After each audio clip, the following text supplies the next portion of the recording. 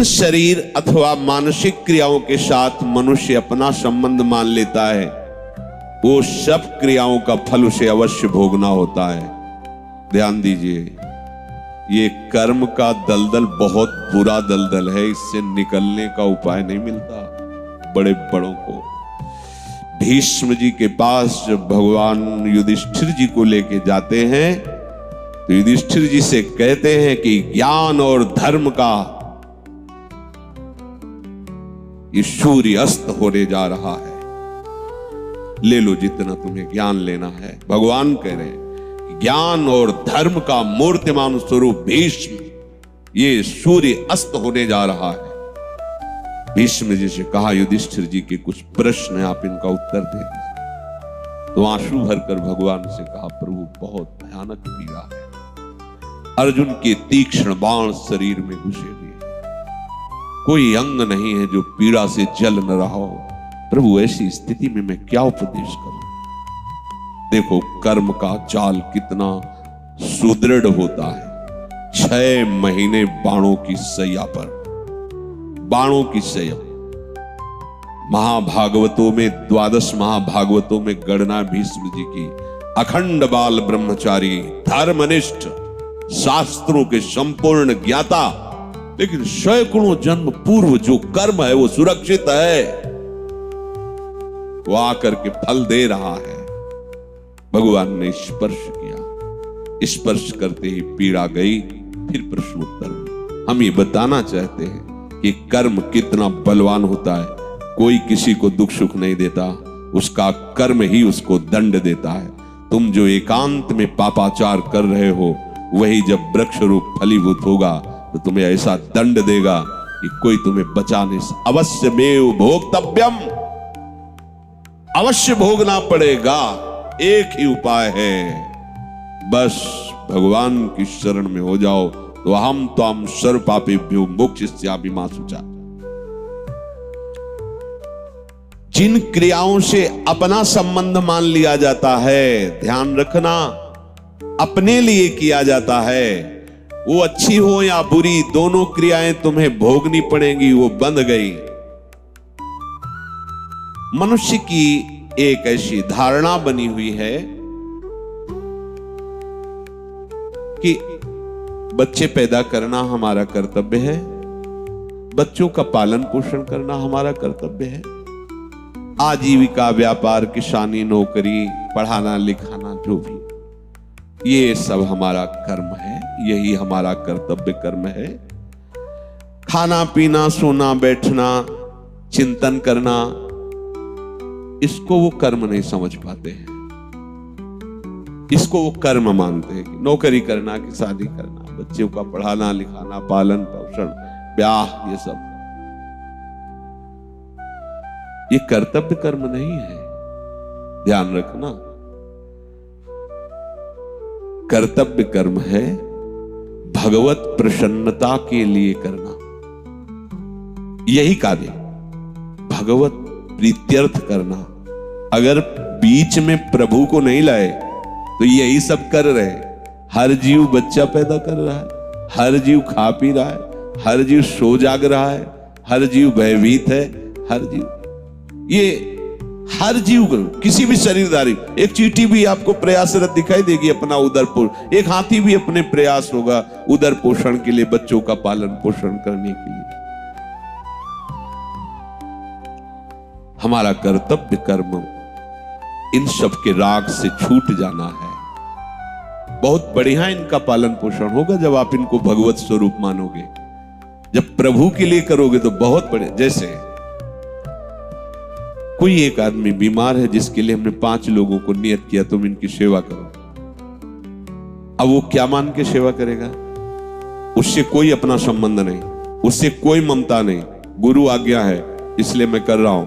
वो भरसक प्रयास करेगा मेरी कोई शिकायत ना जाए, मतलब अच्छे से सेवा करेगा। उससे ममता भी नहीं है, आसक्ति भी नहीं है, सेवा भी कर रहा है, परिणाम भगवत प्राप्ति। ऐसे ही तुम्हें परिवार में जो गृहस्थ में हो, ऐसे ही तुम्हें करना है हरि गुरु आज्ञा पालन करने के लिए। पर क्या होता है, हरि गुरु की आज्ञा केवल उतना समझा जाता है कि दीक्षा ले ली है, तो 3 माला सुबह कर लेंगे, थोड़ा पाठ कर लेंगे, गुरुजी की आज्ञा है। बकाया ये हमारा घर है, हमारी संपत्ति है, हमारा परिवार है, हम जैसे चाहे भोगे। न पहले तुम्हारा था ना बाद में तुम्हारा रहेगा, बीच में तुम्हें सेवा के लिए दिया गया और झूठ से तुमने उसे अपना मान लिया। मुनीम अगर उस कंपनी का, जिस कंपनी का मुनीम है, उसको हड़पना चाहे तो क्या होगा? जेल की सजा होगी ना। तो मुनीम हो तो मुनीमगिरी केवल करो, मालिक बनने की चेष्टा मत करो। सेवक हो, सेवक भाव से रहो। इसी कारण जो उपासक समझ नहीं पाते तो उनको लगता है कि फिर तो भगवत प्राप्ति के लिए कर्मों का त्याग करना अनिवार्य है। परिवार छोड़ दो, व्यापार छोड़ दो, नौकरी छोड़ दो, ये छोड़ दो, वो छोड़ दो, वो छोड़ दो। ठीक। अब इसके बाद एकांत बैठ करके मनन चिंतन, भोगों का, विषयों का, खाना पीना, अच्छा शरीर सजाना, क्या ड्रामा चल रहा है, ये क्या नाटक चल रहा है, यही बात समझना है। हाँ, भगवत प्राप्ति की उत्कट अभिलाषा से जो वैराग्य जागृत होता है वो एक अलग चीज है। सुन सुना करके अपने कर्तव्य का भगवत स्वरूप मानकर पालन न करते हुए और उसका त्याग करके अपने शरीर के सुख आराम व्यवस्था के लिए भोग, ये दुर्गति का कारण बन जाएगा, परमार्थ का कारण नहीं बनेगा, समझ लेना। फिर यही होगा कि आप केवल रसेंद्री और जनेंद्री की पुष्टि के लिए चिंतन करते हुए डोलते रहोगे। देखे जो मैं जोरत हाथ लटकत, अरे केतिक आयु केतिक जीवन। कोई भी परमार्थ का पथिक कभी ऐसे नहीं कर सकता, ध्यान रखना। चाहे लाल पहने हो, चाहे पीला पहने हो, चाहे नीला पहने हो, सच्चा परमार्थ का पथिक मंगिबो भलो न बाप सो जो प्रभु राखे टेक। अगर ऐसे कर रहा है तो परमार्थ का पथिक नहीं है, केवल रोटी के लिए आज्ञा आचार्यों ने दी है। इसलिए बड़े बड़े परमहंस दरवाजों पे जाके केवल रोटी, अगर उन्होंने 10 रुपया निकाला कि भाई बाबा हमारे पास भिक्षा नहीं, 10 रुपया रख, नहीं, केवल रोटी। जो ये मान करके कि बहुत इसमें मेहनत और बड़ा समस्या है परिवार, आप बाबा जी बन जाएंगे, पूड़ी कचौड़ी हलवा तो भंडारे होते ही रहते हैं, दक्षिणा भी मिले, कपड़ा भी बढ़िया, बड़ा आराम की जिंदगी। चलो बाबा, भूल मत करना, बहुत आग में कूदने जा रहे हो, बहुत गलत करने जा रहे हो, जिससे तुम्हारा लोक परलोक सब नष्ट हो जाएगा। पहले संतों की समाज में कुछ ऐसे संत भगवान रखे जाते थे, अधिकारी जन, कि जैसे संत समाज आ रही तो गेट में खड़े हैं, उनको लगा तुम्हारा प्रेम पट क्या है, तुम्हारा योग पट क्या है, खड़िया पलटन उत्तरे नहीं दे पाओगे। अगर गुरु परंपरागत जुड़े हो, आचार्य परंपरागत, तो आपको पता होगा। अगर आप नहीं जुड़े हो तो आप नहीं उत्तर जानते, सुना ही नहीं होगा तुमने प्रेम पट किसे कहते हैं, योग पट किसे कहते हैं। तो धाम है यहाँ इसलिए नहीं, तो हम लोगों को पहले पढ़ाया गया था इसी यही बात कि संत समाज में पूछा जाए, अगर उत्तर नहीं दे पाए तो काशी में कपड़े उतरा लिए जाएंगे, मार करके मार थप्पड़ ला तो भगा दिया जाएगा। साधु का नाटक करता है, बदनामी करवाएगा संतों की। जब तुझे अपने मार्ग का पता नहीं, परमार्थ का पता नहीं, तो वेश धारण करके केवल उदर पोषण के लिए तो ऐसे आचरण करेगा, लोग कहेंगे ऐसे बाबा जी होते हैं। लोगों की दृष्टि क्या होती है, वो कार से शीशा खोल रहे हैं, बाबूजी 10 रुपया दे, धिक्कार है यार। महान अनंत कोटि ब्रह्मांडों के स्वामी का सेवक होकर 10 रुपए के लिए हाथ फैला दे, जिंदगी किस काम की। इससे अच्छा है लेवरी कर 350 रुपया मिलेंगे, 8 घंटे मेहनत कर 500 रुपया कमा और खूब आनंद से खा पी। ये क्या लीला है, ये क्या चरित्र है।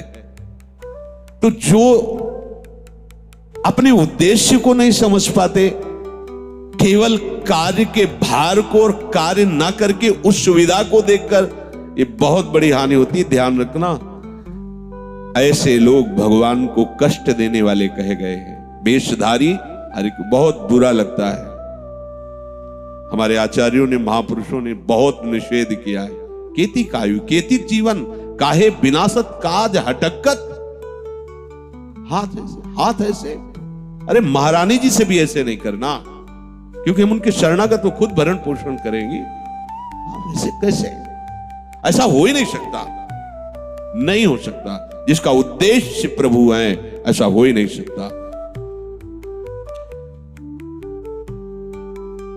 कर्म एक क्षण भी नहीं रुकते। नींद आप समझते हैं कोई क्रिया उस समय नहीं होती, तो आप थोड़ा सोए हो, आपको जगा दिया जाए तो आप कहोगे अभी पूरी नहीं हुई थी, मतलब क्रिया चल रही ना,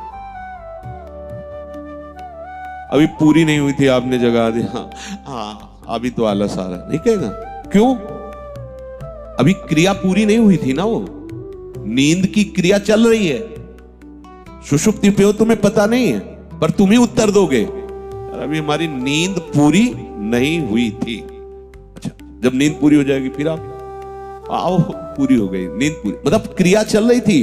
अधूरी क्रिया में जगा दिए जाओगे तो आप खुद उत्तर दोगे अभी पूरी नहीं, मतलब वो भी क्रिया हो रही थी, आप सुषुप्ति में थे पर क्रिया चल रही थी प्रकृति की, तभी तो आप कहते हो ना कि अधूरी नहीं। चिंतन, सूक्ष्म चिंतन चलता ही रहता है। स्थूल शरीर की क्रियाएं नींद आदि, सूक्ष्म शरीर की क्रियाएं चिंतन आदि, समाधि आदि, ये सब कारण शरीर तक की। जैसे मूर्छा में है, कारण शरीर काम कर रहा है, चिंतन बंद है, स्थूल शरीर पड़ा हुआ पर कारण शरीर का अगर वो ना रहे तो चेतना कैसे आएगी? वो भी क्रिया चल रही, एक क्षण भी बिना क्रिया के नहीं रह सकते। तो शरीर से अहंकार पूर्वक जितनी क्रियाएं होती हैं वो हर शरीरधारी को भोगना होता है। इस कर्म जाल से बड़ा प्रचंड भूत है ये कर्म, छोड़ेगा नहीं। कहीं भाग जाओ, वृंदावन धाम जाओ, चाहे जहां जाओ, छोड़ेगा नहीं तुम्हें, ये तुम्हारे साथ रहेगा, तुम्हें भोगना पड़ेगा।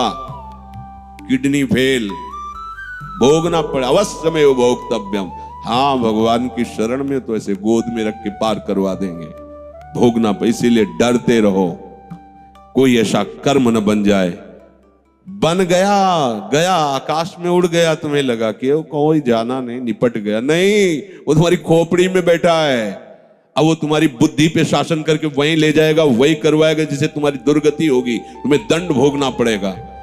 कर्म किसी का सहयोग नहीं लेता, वो खुद इतना बलवान होता है कि तुम्हें दंड देने के लिए उसे किसी सहयोग की जरूरत नहीं, वो सब सहयोगी तैयार कर लेगा।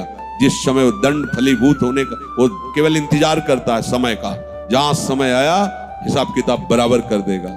डरते रहो, आज्ञा के विपरीत कोई कर्म न बन जाए। इसीलिए जय हो भगवत शरणागति की, कि कोई भी कर्म उसको दंड नहीं दे पाएगा।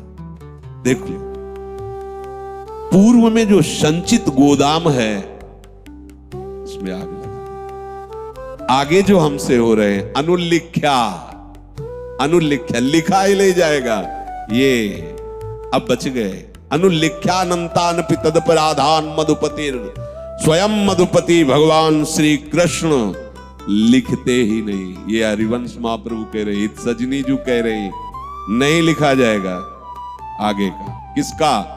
शरणागत है, राधा चरणारविंद का। राधा राधा राधा, उसके गोदाम में आग लग जाएगी, भस्म। आग इसलिए कि अगर कह दिया जाए झाड़ के निकाल दिया जाएगा तो भी वो सुरक्षित है, बाहर आ जाएगा तो भी सुरक्षित है। आग लग गई, अब उसमें अंकुरण होने की संभावना ही नहीं। आगे वाले अनुल्लिख्यानंतान, बीच में जो शरीर है आ रहा है भोग, तो ऐसे गोद में बैठाल कर भोगवा रहे हैं, जिससे उसकी दृष्टि भोग पे नहीं है, जो गोद में लिए उस पर है। इसलिए वो जो गोद में लिए वो आनंद समुद्र है, इसलिए उसे उस भोग के समय, रोग के भोग के समय, कर्म जो प्रारब्ध बनकर आया उसके भोग के समय भी वो आनंदित रहता है, क्योंकि वो देखता है मैं हरि की गोद में बैठा हुआ। इसलिए सावधान। प्रभु कह रहे कोई भी ऐसा नहीं है कि एक क्षण भी कर्म के बिना रह सके। कर्म जाल से मुक्त होने का उपाय मामेव ए प्रपद्य। बहुत अमृत में शब्द से समझ लो, नहीं तो बहुत बड़ी झंझट है ये कर्म। मांडव्य ऋषि हाथ उठाए, दाहिने पैर के अंगूठे के बल मंत्र जाप करते हुए समाधि अवस्था में थे। कह रहे कि 1 मिनट उस स्थिति में नहीं खड़ा हुआ जा सकता। हाथ उठाओ, बायां पैर के बल जिसे दाहिने पैर का अंगूठा पूरा इस पे रखो और दाहिने पैर के केवल अंगूठे पे हो, बायां पैर का पूरा बल यहां सपोर्ट में हो और दाहिने पैर के अंगूठे गए। अब आप देखो धम्म से गिर जाओगे तुरंत। वो ऐसे खड़े और समाधिस्थ है, सावधान नहीं, शरीर की चेष्टा में समाधिस्थ है। राजा के यहां से चोरी करके देखो कर्म, राजा के यहां से चोर चोरी करके खजाने से अब जो राजा के यहां चोरी के बहुत ही प्रवीण होंगे, भागे तो राजकर्मचारी उन्हें पीछा किया। वो मांडव्य ऋषि जी के आश्रम में घुस गए, देखा राजकर्मचारी, वहां पकड़ा, मैं माल सहित चोर मिले।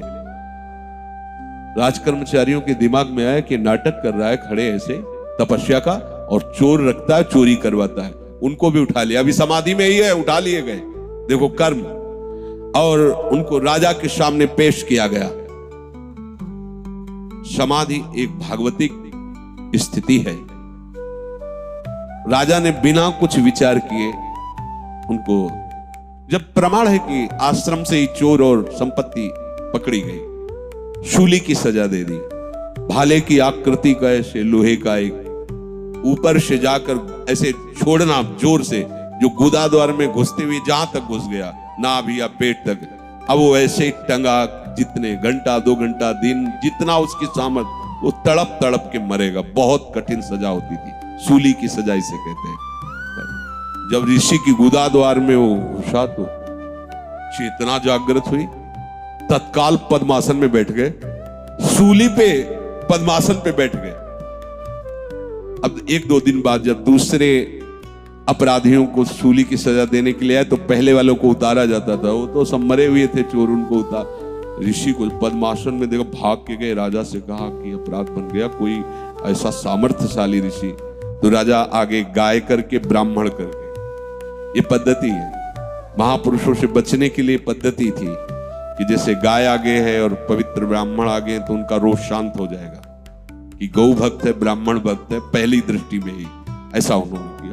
और जाकर कहा, मुनीश्वर मुझे बिल्कुल पता नहीं था और मैं क्षमा नहीं मांगता, आप जो चाहो दंड दे दो, पर मुझे बिल्कुल पता नहीं था। बोले मुझे सूली से निकलवा, मैं तुझे दंड नहीं दूंगा, मैं कर्म का न्याय करने वाले को दंड दूंगा। कोई साधारण ऋषि थोड़ी, मांडव्य ऋषि थे। बहुत प्रयास किया गया, सूली निकली नहीं, कटवा दिया गया। तो उसी सूली को अणि कहते, उसकी नोक अंदर थी, इसलिए उनको अणि मांडव्य ऋषि कहा। वो सीधे वहां से अंतर ध्यान हुए, यमराज के पास पहुंचे। धर्मराज हो, मुझे याद है, जब से याद है तब से कोई अपराध नहीं किया और तपस्या में जीवन व्यतीत करता हूं, ऐसा दंड कैसे तुमने दिया? तो भगवान आप नाराज मत होइए, आप स्वयं देख लीजिए। तो जैसे टीवी चला के प्रोग्राम नहीं दिखाया जाता, ऐसे तो 8 वर्ष के थे मांडव्य ऋषि, तो एक तितली को खेल खेल में ऐसे पकड़ा और बमूल का लंबा कांटा उसके गुदादार में डाल के छोड़ दिया।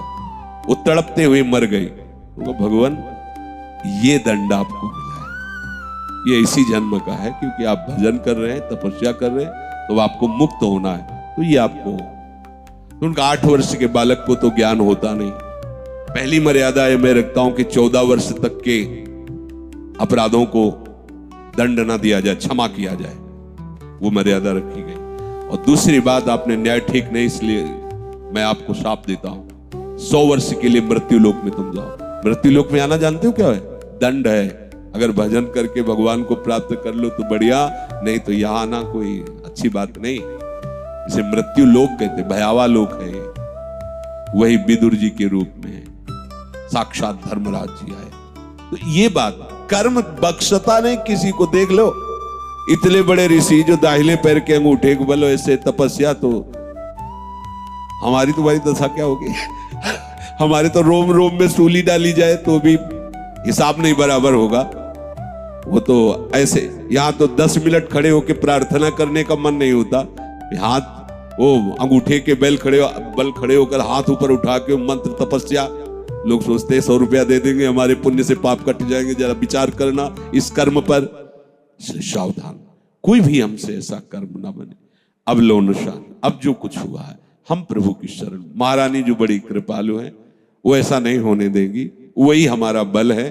पर उनके सिवा और अगर कोई और हुआ तो इतने चतुर शिरोमणि हैं कि फिर वो दूसरा नियम लागू हो जाएगा, शरणागत के समस्त भार को प्रभु स्वीकार कर लेते हैं। भयभीत होकर के आ जाओ शरणा, जो सभी तावा शरणाई रखियो ताई प्राण की नाई, प्रभु कह रहे। इसलिए शरणागत ही एक उपाय है जो हमें हर कर्म